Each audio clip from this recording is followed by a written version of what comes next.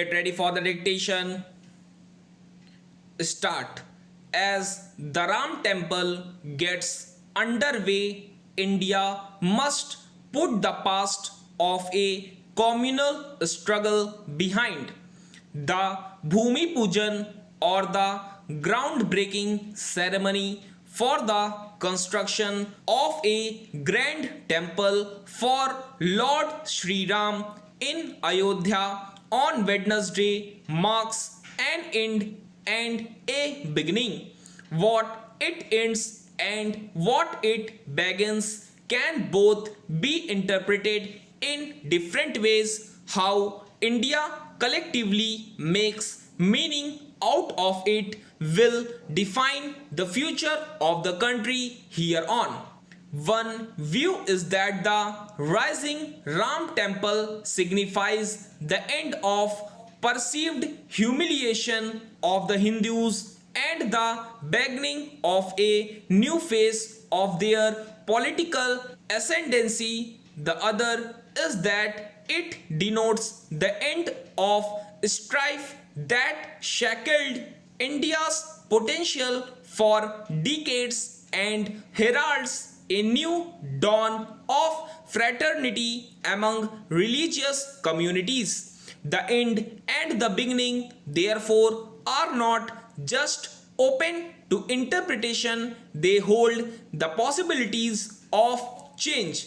For those who yearned for a temple at the site which they believe is the exact spot of Sri Ram's birth, the journey so far has been tumultuous and violent.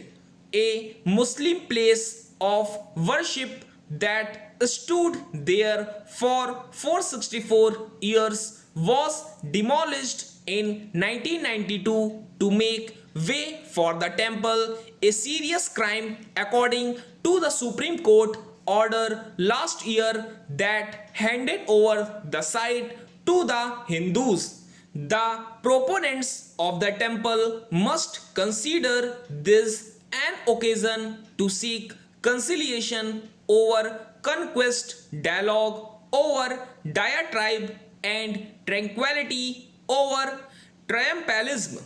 The ceremony itself manifested multiple possibilities for the country's future.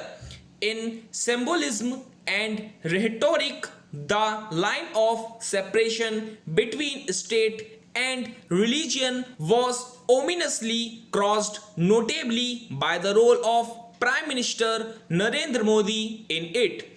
In his speech, however, he cited Lord Ram's adherence to justice, fairness, and empathy for the vulnerable. He emphasized the importance of these values for the present.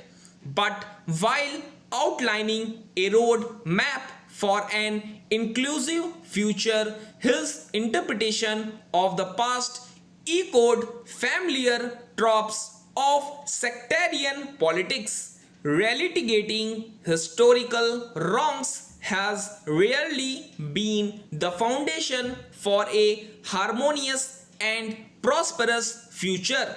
In India's case, many of them are an outcome of its unpleasant encounter with British colonialism.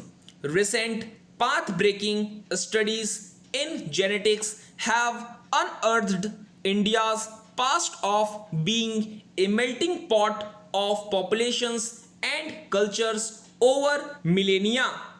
India must put the acrimonious political mobilizations over religious issues behind it and took forward to modern secular governance. The construction of the temple is the logical result of the Supreme Court judgment. It should mark the end of an older, bitter phase of India and the beginning of a new, harmonious phase. Stop.